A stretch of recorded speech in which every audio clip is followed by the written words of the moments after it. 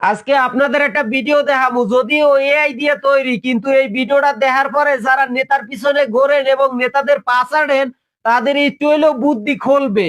তো চলেন ভিডিওটা একটু দেখি, এরপরে কমেন্ট করে যাইবেন যে আসলে কথাগুলো সত্যি কিনা আর বাস্তব কিনা। তো চলেন দেখি। নেতার নামে এলাকা কাঁপবে, নেতা যা বলবে তাই হবে।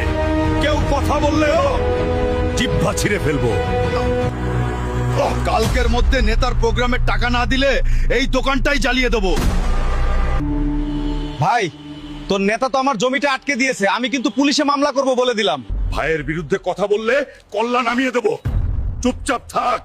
ও না হলে ভিটা বাড়িটাও হারাবি। সাবাস রেড হালকা, তুই আমার বাঘ। তুই থাকলে আমার কোনো টেনশন নাই, চালিয়ে যা।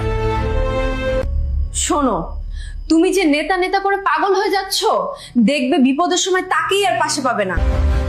চুপ কর। তোরা কি বুঝবি এসব? হ্যাঁ, ভাই আমাকে এমপি বানাবে, তখন দেখিস আমার পাওয়ার। সবাই আমাকে দেখে সালাম দিবে।